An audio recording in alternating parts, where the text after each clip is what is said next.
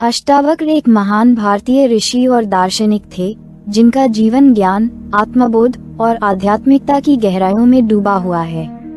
उनके नाम का अर्थ है 8 जगहों से टेढ़ा, क्योंकि उनके शरीर में जन्म से 8 विकृतियां थीं। अष्टावक्र का जीवन हमें ये सिखाता है कि शारीरिक विकृति या बाहरी रूप से कोई कमी व्यक्ति की आत्मा या उसके ज्ञान को नहीं रोक सकती। अष्टावक्र का जन्म एक विद्वान परिवार में हुआ था। उनके पिता ऋषि काहोर वेदों और शास्त्रों के ज्ञाता थे और उनकी माता का नाम सुजाता था। जब अष्टावक्र अपनी मां के गर्भ में थे, तब उन्होंने अपने पिता को शास्त्रों का उच्चारण करते सुना। उनके पिता द्वारा किए गए कुछ गलत उच्चारणों को गर्भस्थ अष्टावक्र ने ठीक कर दिया। इस पर उनके पिता क्रोधित हो गए और उन्होंने अष्टावक्र को श्राप दे दिया, जिससे उनका शरीर 8 जगह से टेढ़ा मेढ़ा हो गया। अष्टावक्र की बुद्धिमत्ता और ज्ञान उनके बचपन से ही प्रकट होने लगे थे। जब वे बड़े हुए तो उनके पिता काहोर राजा जनक के दरबार में एक शास्त्रार्थ में हार गए और दास बना लिए गए। अपनी माता की प्रेरणा से अष्टावक्र ने अपने पिता को मुक्त करवाने का संकल्प लिया और वे राजा जनक के दरबार पहुँचे। वहाँ उनका शास्त्रार्थ हुआ, जिसमें उन्होंने अपनी बुद्धिमत्ता और आत्मज्ञान से सभी को प्रभावित किया। राजा जनक के साथ उनके संवाद के दौरान अष्टावक्र ने उन्हें आत्मा, ब्रह्म और मोक्ष के गहन रहस्यों का बोध कराया। ये संवाद अष्टावक्र गीता के रूप में प्रसिद्ध हुआ, जो अद्वैत वेदांत पर आधारित है और आत्मा की शुद्धता, माया के बंधनों से मुक्ति और साक्षी भाव का अद्वितीय ज्ञान प्रस्तुत करती है। अष्टावक्र ने जीवन में ये सिखाया कि आत्मा शुद्ध और मुक्त है और शरीर, मन और संसार की किसी भी परिस्थिति से प्रभावित नहीं होती। उनका जीवन इस बात का प्रतीक है कि बाहरी अवरोध या शारीरिक चुनौतियां भी आत्मबोध और मोक्ष की राह में बाधा नहीं बन सकती। अष्टावक्र गीता का संदेश आज भी लोगों को आंतरिक शांति, सच्ची स्वतंत्रता और आत्मा के अद्वितीय स्वरूप को पहचानने की प्रेरणा देता है। अष्टावक्र का जीवन हमें सिखाता है कि सत्य और ज्ञान के मार्ग पर चलने के लिए बाहरी परिस्थितियां नहीं, बल्कि आंतरिक जागरूकता और आत्मज्ञान आवश्यक है। उनका जीवन और उपदेश आज भी आध्यात्मिकता की दुनिया में मार्गदर्शक की तरह कार्य करते हैं, जो आत्मा की शुद्धता, शांति और परम सत्य की खोज के लिए प्रेरित करते हैं। तो आइए हम अष्टावक्र गीता के ज्ञान से स्वयं को प्रबुद्ध करें।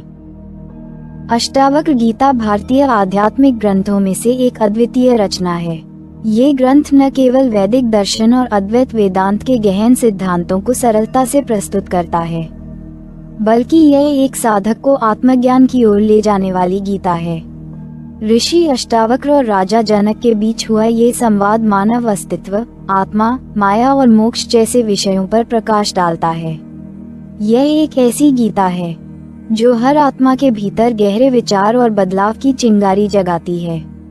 प्रस्तावना: जीवन का सच्चा उद्देश्य क्या है? हम सभी के जीवन में कभी न कभी यह प्रश्न उठता है कि हम यहाँ क्यों हैं? क्या केवल जन्म लेना, बड़े होना, काम करना और अंत में मृत्यु को प्राप्त होना ही जीवन का उद्देश्य है? हम में से अधिकतर लोग रोजमर्रा की जिंदगी में इतने उलझ जाते हैं कि कभी खुद से यह सवाल नहीं पूछ पाते। परंतु जब जीवन की वास्तविक चुनौतियां सामने आती हैं, तब ये प्रश्न और भी गहरा हो जाता है। यही प्रश्न राजा जनक के मन में भी उठा था, जो अष्टावक्र गीता का केंद्र बिंदु बना। राजा जनक, जो एक महान और संपन्न राजा थे, जीवन के हर सुख का अनुभव कर चुके थे, फिर भी उन्हें आत्मिक शांति नहीं मिली थी। क्या आपने कभी महसूस किया है कि भौतिक सुख सुविधाएं होते हुए भी मन में एक खालीपन बना रहता है? जनक ने भी यही अनुभव किया और उन्होंने अष्टावक्र से इस शांति की खोज के लिए मार्गदर्शन मांगा। यही वह बिंदु है जहां से अष्टावक्र गीता का वास्तविक संवाद प्रारंभ होता है। अष्टावक्र, वह ऋषि जिनकी विकलांगता ही उनकी महानता बनी। अष्टावक्र, जिनका शरीर 8 स्थानों से टेढ़ा था। नाम से ही उनकी पहचान बनती है। अष्ट यानी 8 और वक्र यानी टेढ़ा। एक साधारण दृष्टिकोण से देखा जाए तो लोग उन्हें उनके शरीर की विकलांगता से आंकते, लेकिन उनकी विकलांगता के पीछे छिपा था महान आत्मज्ञान। ये हमें ये सोचने पर मजबूर करता है कि बाहरी रूप, रंग और स्थिति कितनी भी विषम क्यों न हो, आंतरिक ज्ञान और चेतना हमें वास्तविक शक्ति और पहचान दिलाती है। अष्टावक्र ने हमें ये सिखाया कि ज्ञान और आत्मा की यात्रा में शारीरिक विकलांगता कोई बाधा नहीं है। असल में ये हमें ये समझने के लिए प्रेरित करता है कि आत्मा न तो शरीर है, न ही इसकी अवस्था। ये शुद्ध चेतना है जो शरीर और मन से परे है। क्या आपने कभी सोचा है कि आपकी शारीरिक या मानसिक सीमाएं आपको अपने आत्मिक विकास में बाधित करती हैं, या वे आपके वास्तविक ज्ञान के रास्ते में सिर्फ एक छाया हैं? अष्टावक्र गीता के प्रमुख सिद्धांत। 1. आत्मा और शरीर का भेद। अष्टावक्र गीता का मुख्य सिद्धांत है आत्मा और शरीर का भेद। हमारे जीवन की सारी समस्याएं और संघर्ष इस बात से उत्पन्न होते हैं कि हम अपने आप को केवल शरीर और मन के रूप में पहचानते हैं। हम ये भूल जाते हैं कि हम आत्मा हैं, जो शाश्वत और अजर अमर है। तुम न शरीर हो न मन, तुम शुद्ध आत्मा हो जो इस संसार के सारे द्वंद्वों से परे है। जब हम ये समझ लेते हैं कि हम केवल साक्षी हैं जो इस संसार की घटनाओं को देखता है, तब हमारी सभी समस्याओं का अंत हो जाता है। ये भेद केवल तात्विक ज्ञान नहीं, बल्कि यह जीवन जीने का एक नया दृष्टिकोण है।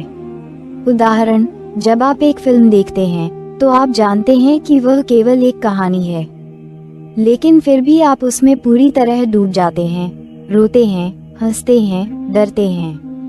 ठीक वैसे ही जीवन भी एक फिल्म है और हम इसमें खुद को खो देते हैं। परंतु जब हम आत्मा को पहचानते हैं तो हमें समझ में आता है कि हम केवल दर्शक हैं। प्रश्न, क्या आप अपने जीवन की घटनाओं को एक फिल्म की तरह देख सकते हैं जिसमें आप केवल दर्शक हैं? 2. माया और वास्तविकता का भ्रम। अष्टावक्र गीता ये भी बताती है कि यह संसार माया है, एक भ्रम जो हमें सत्य प्रतीत होता है। यह माया हमें जीवन के सुख दुख, अच्छा बुरा और सफलता असफलता के जाल में उलझा कर रखती है।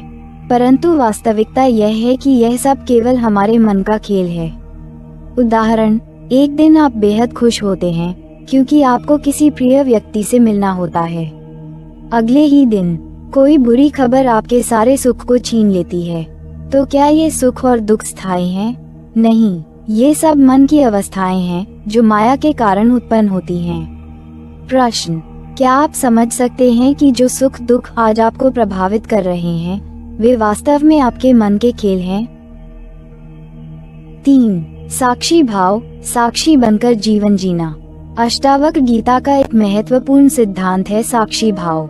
इसका अर्थ है अपने जीवन की हर घटना को केवल एक दर्शक के रूप में देखना, बिना उसमें उलझे। जब हम अपने आप को साक्षी मान लेते हैं तो जीवन की कोई भी घटना हमें प्रभावित नहीं करती।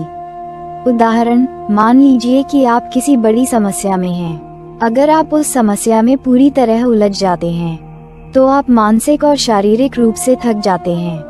लेकिन अगर आप उस समस्या को दूर से देखेंगे, जैसे कि आप किसी और के जीवन की घटना देख रहे हों, तो आपको शांति मिलेगी और समाधान भी मिलेगा। प्रश्न, क्या आप अपने जीवन की हर घटना को बिना प्रभावित हुए केवल साक्षी के रूप में देख सकते हैं? 4. मुक्ति और बंधन का खेल। अष्टावक्र गीता कहती है कि बंधन और मुक्ति हमारे अपने विचारों का ही परिणाम है। अगर हम सोचते हैं कि हम बंधन में हैं, तो हम बंधन में रहते हैं। लेकिन अगर हम अपने आप को मुक्त मानते हैं तो हमें मुक्ति मिल जाती है। उदाहरण, आपने देखा होगा कि कुछ लोग धन और संपत्ति होते हुए भी हमेशा चिंता और तनाव में रहते हैं, जबकि कुछ लोग बहुत कम साधनों के बावजूद भी स्वतंत्र और खुश रहते हैं। इसका कारण ये है कि बंधन और मुक्ति बाहरी स्थितियों पर नहीं, बल्कि हमारी आंतरिक दृष्टि पर निर्भर करती है। प्रश्न, आपके जीवन में कौन सी सोच आपको बंधन में रख रही है और क्या आप उसे बदल सकते हैं? 5. अहंकार का त्याग। अष्टावक्र गीता हमें ये भी सिखाती है कि अहंकार का त्याग ही सच्ची मुक्ति का मार्ग है। अहंकार वह है जो हमें यह महसूस कराता है कि हम इस संसार में कुछ कर रहे हैं, कुछ बना रहे हैं, लेकिन असल में ये संसार और उसकी सभी गतिविधियां प्रकृति का खेल है और हम केवल साक्षी हैं। उदाहरण, मान लीजिए कि आप किसी बड़े प्रोजेक्ट पर काम कर रहे हैं। अगर आपको लगता है कि केवल आप ही इसे सफल बना सकते हैं, तो आप तनाव में रहेंगे। लेकिन अगर आप समझते हैं कि आप केवल एक माध्यम हैं और सारी शक्ति ईश्वर या प्रकृति से आती है, तो आप हर कार्य को बिना तनाव के कर सकेंगे। प्रश्न: क्या आप अपने जीवन में अहंकार को त्याग कर खुद को केवल एक माध्यम मान सकते हैं? 6. आनंद की खोज, बाहर या भीतर? हम सभी अपनी जिंदगी में आनंद की खोज करते हैं, लेकिन अधिकतर लोग यह आनंद बाहरी वस्तुओं और अनुभवों में खोजते हैं। अष्टावक्र गीता बताती है कि सच्चा आनंद हमारे भीतर ही है। बाहरी चीजों से मिलने वाला सुख अस्थायी होता है, लेकिन आत्मा का आनंद शाश्वत और स्थायी है। उदाहरण: मान लीजिए कि आपको कोई महंगा उपहार मिलता है। यह उपहार आपको कुछ समय के लिए खुशी देगा, लेकिन फिर यह आनंद धीरे धीरे कम हो जाएगा। परंतु अगर आप अपने भीतर की शांति और आनंद को खोज लेंगे, तो ये कभी खत्म नहीं होगा। प्रश्न: क्या आप अपने भीतर के आनंद को खोजने के लिए तैयार हैं, न कि बाहरी वस्तुओं में? 7. द्वंद्व से परे उठना। अष्टावक्र गीता हमें सिखाती है कि जीवन में जो द्वंद्व हैं, सुख दुख, सफलता असफलता, अच्छा बुरा, इनसे ऊपर उठना ही आत्मज्ञान का मार्ग है। जब तक हम इन द्वंद्वों में उलझे रहते हैं, हम असली शांति का अनुभव नहीं कर सकते। उदाहरण: मान लीजिए कि आप किसी परीक्षा में असफल हो जाते हैं। अगर आप इसे असफलता मानकर दुखी हो जाते हैं, तो आप अपने मन को दुखी कर लेंगे। परंतु अगर आप इसे केवल एक अनुभव मानते हैं और इसे जीवन का एक हिस्सा समझते हैं, तो आप उससे कुछ सीखकर आगे बढ़ सकते हैं। प्रश्न: क्या आप अपने जीवन के द्वंद्वों से परे उठकर शांति का अनुभव कर सकते हैं? 8. मृत्यु का भय, जीवन का सबसे बड़ा भ्रम। अष्टावक्र गीता बताती है कि मृत्यु का भय ही हमारे जीवन का सबसे बड़ा भ्रम है। हम जो हैं, वह शरीर नहीं है। शरीर नष्ट हो सकता है, पर आत्मा शाश्वत है। ये जीवन और मृत्यु के चक्र से परे है। उदाहरण: जब हम किसी प्रियजन को खो देते हैं, तो हमें दुख होता है, क्योंकि हमें लगता है कि वह व्यक्ति अब हमारे बीच नहीं है। परंतु अगर हम आत्मा के इस शाश्वत स्वभाव को समझें, तो हम जान सकते हैं कि आत्मा कभी मरती नहीं, वह केवल शरीर का त्याग करती है। प्रश्न: क्या आप मृत्यु के भय से मुक्त होकर जीवन को जी सकते हैं? अष्टावक्र गीता का सार, आत्मा की शुद्ध चेतना। अष्टावक्र गीता का अंतिम संदेश ये है कि आत्मा शुद्ध चेतना है। यह न सुख दुख में उलझती है, न कर्मों के बंधन में फंसती है। जब हम इस शुद्ध आत्मा का अनुभव कर लेते हैं, तब हमें जीवन में कोई बंधन, दुख या चिंता प्रभावित नहीं करती। हम साक्षी बनकर जीवन को पूरी स्वतंत्रता और आनंद के साथ जीते हैं। अष्टावक्र गीता एक अत्यंत गूढ़ और अद्वितीय ग्रंथ है, जिसमें आत्मज्ञान, अद्वैत वेदांत और मोक्ष के गहरे सिद्धांतों को सरल और सीधे तरीके से प्रस्तुत किया गया है। इसके उद्धरण साधक के हृदय को झकझोरते हैं और उसे आत्मविचार की गहरी यात्रा पर ले जाते हैं। आइए अष्टावक्र गीता के कुछ प्रमुख उद्धरणों को समझें और उनका हमारे जीवन में क्या महत्व हो सकता है, ये जानें। 1. मुक्ताभिमानी मुक्तो हि बद्धो बद्धाभिमान्यपि। अर्थ: जो अपने को मुक्त मानता है, वह मुक्त है। जो अपने को बंधन में मानता है, वह बंधन में है। स्पष्टीकरण: इस उद्धरण का अर्थ है कि आपकी सोच ही आपकी वास्तविकता है। अगर आप खुद को बंधन में मानते हैं, तो आप हमेशा संघर्ष में रहेंगे। परंतु अगर आप यह मान लेते हैं कि आप स्वतंत्र हैं, तो आप बंधन से परे उठ जाते हैं। आत्म स्वीकृति और मन की स्वतंत्रता ही सच्ची मुक्ति है। कहानी: एक पिंजरे में बंद पक्षी, जिसने कभी उड़ान नहीं भरी, सोचता है कि यही उसकी दुनिया है। पिंजरा खुला होता है, लेकिन वह बाहर नहीं आता क्योंकि उसे लगता है कि वह उड़ नहीं सकता। अंततः जब वह पिंजरे से बाहर आता है, तो उसे एहसास होता है कि उसकी दुनिया कितनी विशाल है। प्रश्न: क्या आपके जीवन में कोई ऐसा पिंजरा है जिसमें आप फंसे हुए हैं, जबकि उसकी चाबी आपके ही पास है? 2. न तत्त्वमसि भोक्ता वा भोक्तव्यम वा किंचन। अर्थ: तुम न तो भोक्ता हो, न कोई भोगने योग्य वस्तु ही हो। स्पष्टीकरण: यह उद्धरण हमें बताता है कि आत्मा किसी भी भौतिक वस्तु या सुख दुख से बंधी नहीं है। आत्मा केवल साक्षी है, न कि कोई भोक्ता। ये संसार केवल एक अनुभव है, जिसे आत्मा देख रही है, न कि उसमें लिप्त हो रही है। कहानी। एक राजा जो हर प्रकार का भोग भोग चुका था, अंततः एक साधु के पास गया और पूछा, मुझे शांति क्यों नहीं मिलती? साधु ने कहा, जब तक तुम भोग को अपनी पहचान मानते रहोगे तब तक शांति नहीं मिलेगी। खुद को साक्षी मानो, भोक्ता नहीं। प्रश्न। क्या आप अपने जीवन की घटनाओं को साक्षी भाव से देख सकते हैं, बिना उनमें उलझे? 3। सुख तिष्ठस्व सर्वत्र निस्पृह शांत चित्तीये। अर्थ। तुम्हें हर जगह सुखपूर्वक रहना चाहिए, बिना किसी इच्छाओं के, शांत और स्थिरचित होकर। स्पष्टीकरण। यह उद्धरण हमें सिखाता है कि शांति और सुख तभी संभव है जब हम इच्छाओं से मुक्त हो जाएं। इच्छाएं मन को अस्थिर बनाती हैं और उनका त्याग ही सच्ची शांति का मार्ग है। कहानी। एक गरीब किसान था जो हमेशा संतुष्ट और प्रसन्न रहता था। एक दिन एक व्यापारी ने उससे पूछा, तुम्हारे पास कुछ भी नहीं है, फिर भी तुम इतने खुश कैसे रहते हो? किसान ने उत्तर दिया, मुझे कुछ नहीं चाहिए और यही मेरी सबसे बड़ी संपत्ति है। प्रश्न। क्या आप अपनी इच्छाओं को त्याग कर सच्ची शांति का अनुभव कर सकते हैं? 4। यस्मिन्नात्मनि तिष्ठन्ति लोकाः ह्रस्वदात्मनः। अर्थ। सारी दुनिया उसी आत्मा में रहती है जैसे पानी में मछलियां रहती हैं। स्पष्टीकरण। यह उद्धरण आत्मा की व्यापकता का वर्णन करता है। आत्मा कोई छोटी या सीमित वस्तु नहीं है, बल्कि यह संपूर्ण संसार को समाहित करती है। जैसे मछलियां पानी में रहती हैं, वैसे ही यह संसार आत्मा में स्थित है। कहानी। एक बच्चा अपने पिता से पूछता है, आकाश कितना बड़ा है?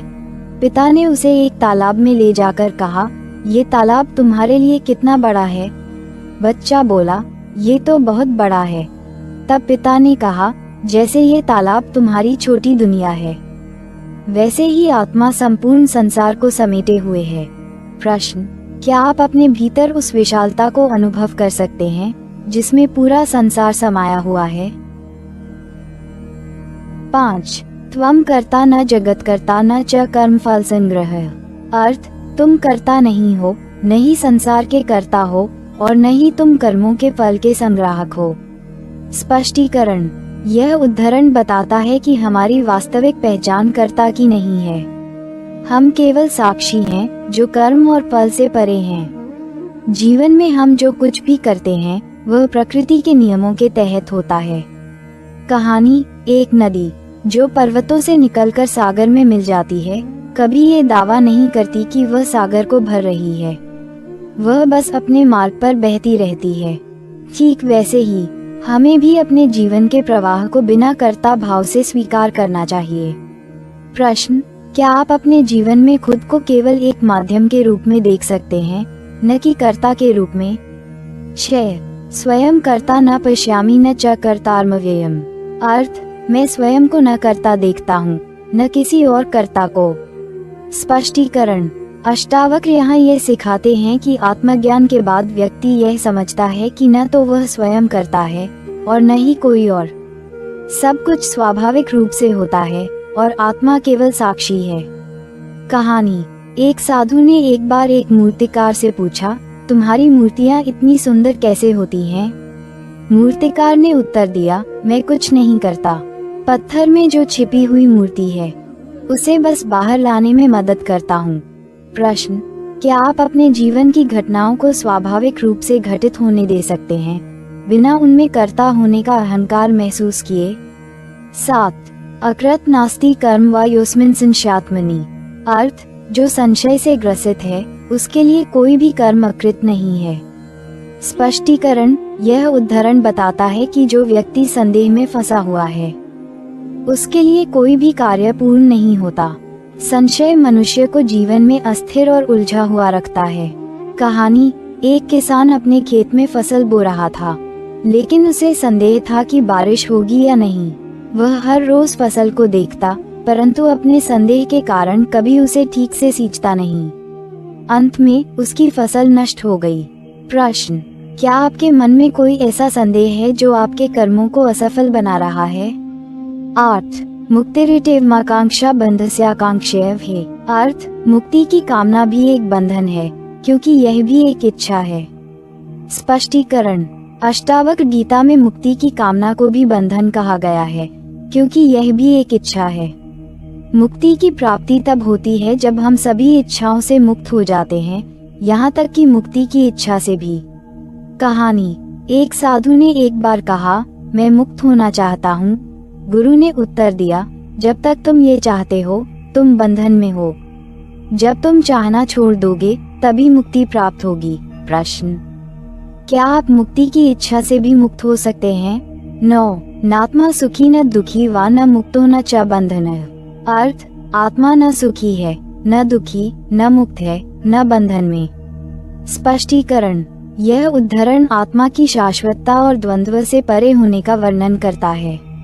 आत्मा सुख दुख मुक्ति बंधन जैसे द्वंद्वों से अछूती है। ये शुद्ध चेतना है जो सभी अवस्थाओं से परे है। कहानी। एक बार एक संत से किसी ने पूछा, क्या आप हमेशा खुश रहते हैं? संत ने उत्तर दिया, मैं न तो खुश हूँ न दुखी, मैं बस हूँ जैसा हूँ। प्रश्न। क्या आप अपनी पहचान को सुख दुख से परे रख सकते हैं? 10. ज्ञानेन मुक्तिमिच्छति कर्मिणः स्वर्गकामिनः। अर्थ, ज्ञानी मुक्ति चाहते हैं और कर्मठ लोग स्वर्ग।